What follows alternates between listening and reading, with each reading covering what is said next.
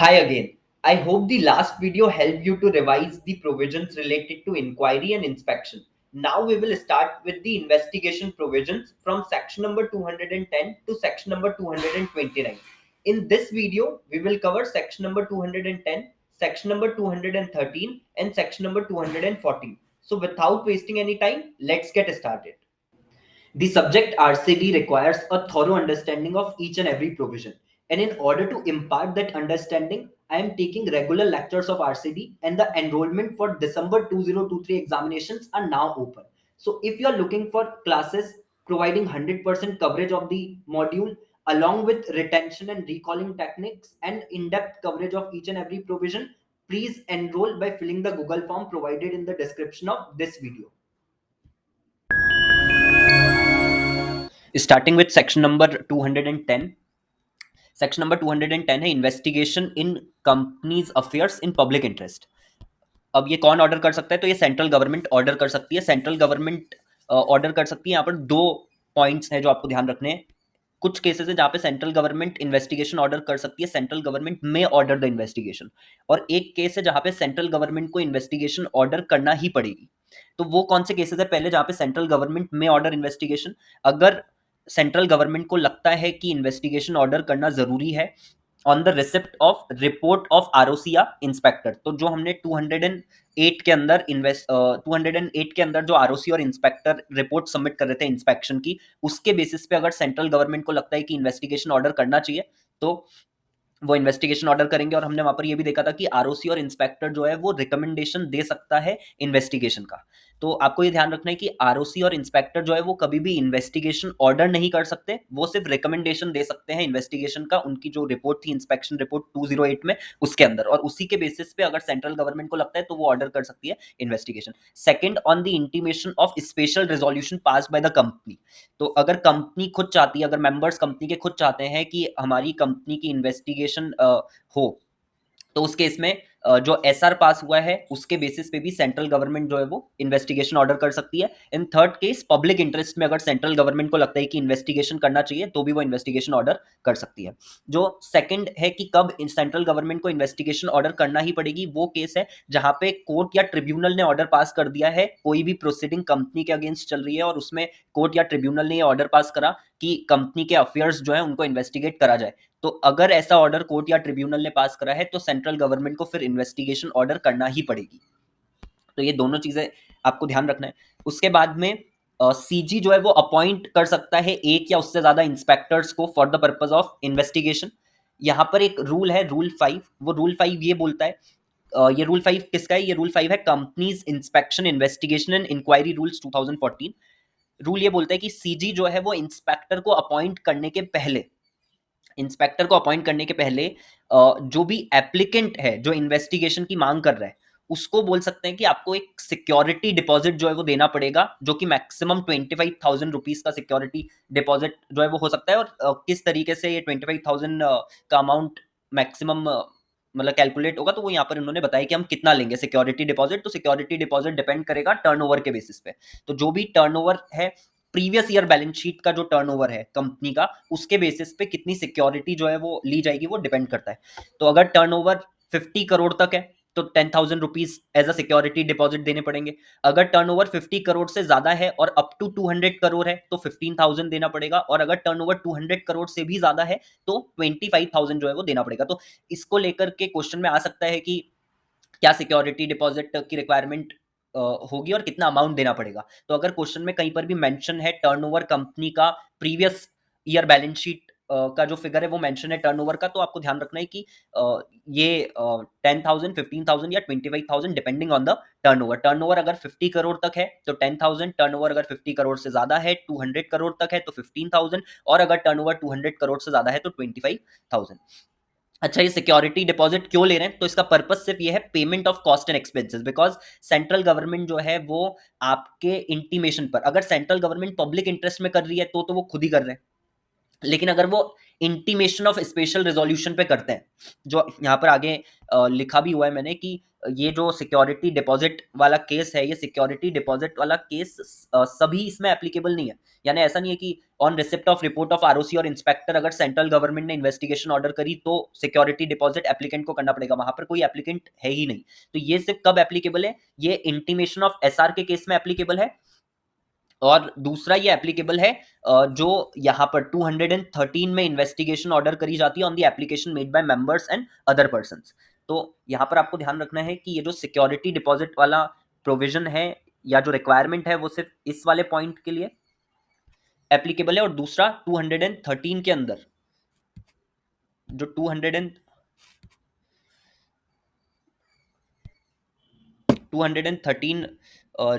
वाला जो केस है उसी के अंदर सिर्फ एप्लीकेबल है। तो ये सिर्फ दो ही केसेस में एप्लीकेबल है। मैं शो नहीं कर पा रहा 213 वाला अभी, लेकिन ये आपको ध्यान रखना है कि इस वाले केस में और 213 में जो इन्वेस्टिगेशन ऑर्डर होती है मेंबर्स के कहने पे या किसी और पर्सन के कहने पे, उसी केस में सिर्फ जो है ये एप्लीकेबल है, अदरवाइज ये एप्लीकेबल नहीं है सिक्योरिटी डिपॉजिट वाला पॉइंट। तो ये था पूरा 210। अच्छा, 210 में एक और चीज लिखिए कि ये जो सिक्योरिटी डिपॉजिट का अमाउंट है, ये सिक्योरिटी डिपॉजिट का अमाउंट आपको वापस कर दिया जाएगा अगर इन्वेस्टिगेशन से प्रोसिक्यूशन जो है वो इट रिजल्ट्स इन प्रोसिक्यूशन। तो इन्वेस्टिगेशन करी और उसके बाद में पता चला कि यस कंपनी में कुछ ना कुछ गड़बड़ी चल रही है और फिर उसके अकॉर्डिंग प्रोसिक्यूशन जो है वो कंपनी के अगेंस्ट अगर फाइल हो गया तो उस केस में सिक्योरिटी डिपॉजिट को जो है रिफंड कर दिया जाएगा। बिकॉज पर्पज सिर्फ ये है कि जो भी फ्यूटाइल एप्लीकेशंस होती है इन्वेस्टिगेशन के लिए उनको रोकना, जिससे कोई भी ऐसे ही बस इन्वेस्टिगेशन के लिए अप्लाई ना कर दे।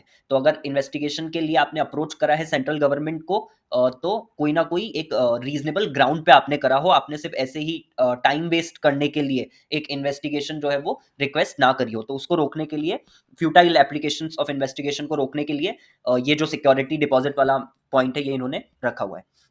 तो 210 में आपको सिर्फ यही चीज याद रखनी है कि कंपनी के अफेयर्स में इन्वेस्टिगेशन हो सकती है पब्लिक इंटरेस्ट में, सेंट्रल गवर्नमेंट ऑर्डर कर सकती है कुछ केसेस में और सेंट्रल गवर्नमेंट को ऑर्डर करना ही पड़ेगा एक केस के अंदर। कब कर सकती है सेंट्रल गवर्नमेंट? जब उसको लगता है कि इन्वेस्टिगेशन ऑर्डर करना चाहिए on receipt of report of ROC या इंस्पेक्टर या intimation of SR by the company या इन पब्लिक इंटरेस्ट। और कब करना ही पड़ेगा सेंट्रल गवर्नमेंट को? जब किसी भी प्रोसीडिंग में जो कंपनी के अगेंस्ट चल रही है, कोर्ट ने या ट्रिब्यूनल ने ऑर्डर दे दिया कि कंपनी के अफेयर्स को इन्वेस्टिगेट करा जाए। सीजी अपॉइंट कर सकता है एक या उससे ज्यादा इंस्पेक्टर्स को। रूल 5 ये बोलता है companies inspection investigation and inquiry rules 2014 का कि सीजी किसी भी इंस्पेक्टर को अपॉइंट करने के पहले ऐसा एप्लीकेंट को बोल सकती है कि उसको सिक्योरिटी डिपॉजिट जो है वो देना पड़ेगा। तो क्या ये रिक्वायरमेंट सीजी वेव ऑफ भी कर सकता है? यस, सेंट्रल गवर्नमेंट इसको वेव ऑफ भी कर सकती है, इसलिए मैंने जो है मे को इन्वर्टेड कॉमास में हाईलाइट करा हुआ है। May require the applicant to give a security of, जो कि मैक्सिमम 25,000 की हो सकती है। पर्पज इसका है payment of cost and expenses related to investigation. किस बेसिस पे डिसाइड होगा? टर्नओवर के बेसिस पे डिसाइड होगा। टर्नओवर आपको कब का देखना है? प्रीवियस ईयर बैलेंस शीट का। टर्नओवर अगर 50 करोड़ तक है तो 10,000, टर्नओवर अगर 50 करोड़ से ज्यादा है अप टू 200 करोड़ है तो 15,000, और अगर टर्नओवर 200 करोड़ से ज्यादा है तो 25,000। और ये सिक्योरिटी डिपॉजिट का जो भी अमाउंट है इसको रिफंड कर दिया जाएगा if investigation results in prosecution. इसके बाद में आता है जो सेक्शन नंबर 213 है। सेक्शन नंबर 213 में ये बोला है कि investigation on application made by members और अदर पर्संस। इसमें ट्रिब्यूनल जो है वो ऑर्डर पास कर सकती है इन्वेस्टिगेशन का ऑन एप्लीकेशन मेड बाय, किसने एप्लीकेशन करी हो? मेंबर्स ने। अब मेंबर्स कितने मेंबर्स? तो वो कंपनी पे डिपेंड करता है। अगर कंपनी के पास शेयर कैपिटल है, the company is having share capital, तो 100 मेंबर्स और such members holding at least 1/10 of total voting power. और अगर कंपनी के शेयर कैपिटल नहीं है, नॉट हैविंग शेयर कैपिटल, तो at least 1/5 of total number of members. तो ट्रिब्यूनल इन्वेस्टिगेशन का ऑर्डर पास कर सकती है एप्लीकेशन पर, एप्लीकेशन मेंबर्स की और एप्लीकेशन एनी अदर पर्सन की। मेंबर्स के केस में कितने मेंबर्स, वो डिपेंड करता है कि कंपनी के पास शेयर कैपिटल है या कंपनी के पास शेयर कैपिटल नहीं है। अगर कंपनी के पास शेयर कैपिटल है तो 100 मेंबर्स और such members holding at least 1/10 of total voting power. और अगर कंपनी के पास नहीं है शेयर कैपिटल तो at least 1/5 of total number of members. And साथ में एक और रिक्वायरमेंट है। अब यहाँ पे ये इंपॉर्टेंट पॉइंट है, आपको ध्यान रखना है। सिर्फ मेंबर्स ने एप्लीकेशन दे दी, जो मिनिमम रिक्वायर्ड मेंबर्स हैं उन्होंने एप्लीकेशन दे दी, उससे काम नहीं होगा। एक और रिक्वायरमेंट पूरी करनी पड़ेगी। वो रिक्वायरमेंट कौन सी है? And supported by evidence showing good reason for seeking an investigation order into company affairs. तो आपको साथ में कुछ ना कुछ एविडेंस, कुछ ना कुछ रीजंस जो है वो प्रोवाइड करने पड़ेंगे कि आप क्यों चाहते हो कि कंपनी के अफेयर्स का इन्वेस्टिगेशन करा जाना चाहिए। तो ये एक इंपॉर्टेंट पॉइंट है जो ध्यान रखना है, ये दोनों कंडीशन अगर पूरी होती है उसी के बाद में जो सेंट्रल गवर्नमेंट है वो इन्वेस्टिगेशन का ऑर्डर जो है वो पास करेगी, यानी ट्रिब्यूनल जो है, सॉरी सेंट्रल गवर्नमेंट नहीं, ट्रिब्यूनल जो है वो क्या करेगा, इन्वेस्टिगेशन का ऑर्डर जो है वो पास करेगा। उसके बाद में एनी अदर पर्सन और अदरवाइज, एनी अदर पर्सन मतलब मेंबर के अलावा कोई और है, तो वो क्रेडिटर हो सकता है या वो कोई सप्लायर हो सकता है, उनके कहने पर भी ट्रिब्यूनल जो है वो ऑर्डर कर सकती है इन्वेस्टिगेशन। अदरवाइज का मतलब है ट्रिब्यूनल चाहे तो खुद भी इन्वेस्टिगेशन ऑर्डर कर सकती है ऑन इट्स ओन मोशन, तो एनी अदर पर्सन या अदरवाइज। अब इसमें भी कुछ सिनेरियोज हैं, इसमें इसमें ये बोला गया है कि तीन यहाँ पर अलग अलग सिनेरियोज है कि कब ऐसा कर सकते हैं। तो ट्रिब्यूनल इन्वेस्टिगेशन का ऑर्डर पास कर सकती है on the application of any other person और अदरवाइज, अगर बॉडी कॉर्पोरेट जो है सॉरी, अगर बॉडी कॉर्पोरेट जो उसको बनाया गया था, फॉर्म करा गया था with intent to defraud the creditors member या एनी अदर पर्सन, या फिर फ्रॉडलेंट पर्पस या अनलॉफुल पर्पस के लिए बनाई गई है बॉडी कॉर्पोरेट, या फिर इस तरीके से ऑपरेट कर रही है बॉडी कॉर्पोरेट जो कि ऑपरेसिव है टू मेंबर्स, या फिर कंपनी को फॉर्म करा गया था फॉर फ्रॉडलेंट पर्पस या अनलॉफुल पर्पस। तो अगर बॉडी कॉर्पोरेट को आपने बनाया था with intent to defraud the creditors members या एनी अदर पर्सन, या फिर फ्रॉडलेंट पर्पस या अनलॉफुल पर्पस के लिए, या manner which is oppressive to members, या फिर कंपनी को फॉर्म ही करा गया था फॉर फ्रॉडलेंट पर्पस या अनलॉफुल पर्पस, तो एक केस ये हो जाएगा। दूसरा, जहां पर person concern with the formation of the company या management of affairs of the company, जो भी पर्सन कंसर्न है फॉर्मेशन को लेकर के या मैनेजमेंट ऑफ अफेयर्स को लेकर के, तो फॉर्मेशन में एग्जांपल प्रमोटर्स आ गए और मैनेजमेंट ऑफ अफेयर्स में एग्जांपल डायरेक्टर्स आ गए। तो जो भी पर्सन कंसर्न है वो अगर गिल्टी है फ्रॉड का, मिसफिजेंस का या अदर मिसकंडक्ट का टुवर्ड्स द कंपनी या मेंबर्स, तो इस केस में भी ट्रिब्यूनल जो है वो ऑर्डर पास कर सकती है on the application of any other person या otherwise यानी on its own motion.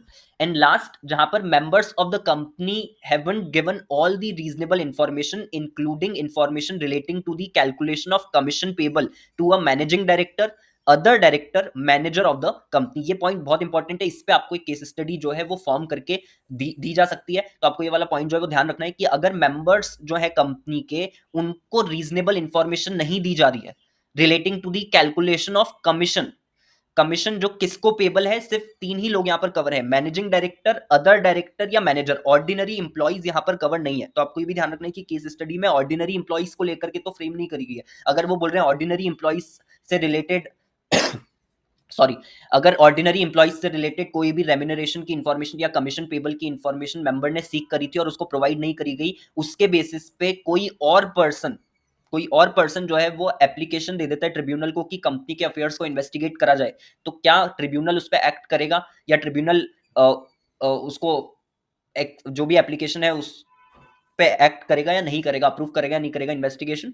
The answer is no, क्योंकि यहां पर सिर्फ एमडी, अदर डायरेक्टर और मैनेजर ऑफ द कंपनी जो है वो कवर है। तो ये तीन केसेस जो है, तीन सिनेरियोज हैं जिसके अंदर ट्रिब्यूनल किसी और पर्सन की एप्लीकेशन पर या अदरवाइज यानी खुद के मोशन पर इन्वेस्टिगेशन ऑर्डर कर सकता है।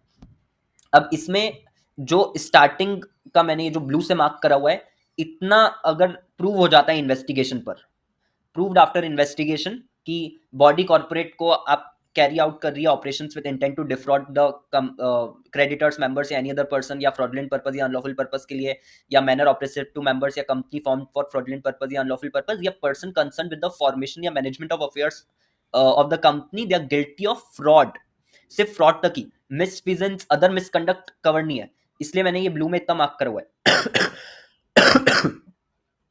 सॉरी।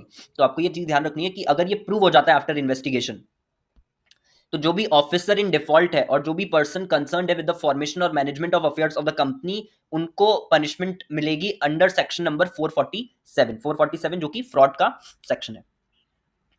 यहाँ स्टार्टिंग में आपको ध्यान रखना है कि दोनों कंडीशंस जो है they are required to be satisfied, तो ही जो है इन्वेस्टिगेशन ट्रिब्यूनल जो है वो ऑर्डर करेगी। तो ट्रिब्यूनल ऑर्डर कर सकती है मेंबर्स के कहने पे या किसी और पर्सन के कहने पे, अदरवाइज यानी खुद से। मेंबर्स के कहने पे कब, वो कंपनी पे डिपेंड करता है कि कितने मिनिमम मेंबर्स की रिक्वायरमेंट होगी, एंड साथ में एक कंडीशन की एविडेंस आपको देना पड़ेगा। ये आपको यहाँ पर याद रखना है। दूसरे वाले केस में 3 सिनेरियोज है वो आपको याद रखना है, लेकिन फर्स्ट वाले दोनों सिनेरियोज अगर प्रूव हो जाते हैं आफ्टर इन्वेस्टिगेशन, तो पनिशमेंट जो है वो 447 के अंदर जो भी गिल्टी होगा उसको मिलेगी। इसके बाद आता है last section number 214। Section number 214 जो है वो सिक्योरिटी की ही बात करता है, जो ऑलरेडी हमने कवर कर लिया है, सिक्योरिटी डिपॉजिट जो हम ऑलरेडी पढ़ के आए रूल 5 के अंदर, तो रूल 5 को और 214 को साथ में मतलब आपको पढ़ना है। इसलिए ये जो ग्रीन कलर का आप एरो देख रहे हो ये मैंने इसलिए बनाया क्योंकि ये दोनों आपको साथ में पढ़ने। Security for payment of cost and expenses of investigation में ये बोले कि अगर इन्वेस्टिगेशन ऑर्डर करी जाती है सेंट्रल गवर्नमेंट के द्वारा, तो वो कब ऑर्डर कर रही है, अंडर सेक्शन नंबर 210(1)(b), यानी ये जो इंटीमेशन ऑफ एसआर वाला केस था इस केस में, और अगर 213 में कर रही है तो सिक्योरिटी जो है वो सेंट्रल गवर्नमेंट मांग सकती है। और सिक्योरिटी सेंट्रल गवर्नमेंट किस बेसिस पे मांगेगी वो उन्होंने रूल 5 में पूरा बताया हुआ है। तो ये था section number 210, section number 213 and section number 214. I hope this video helped you in recalling the provision and get better understanding of the provisions discussed. Thank you so much for watching this video, and I will see you in the next one.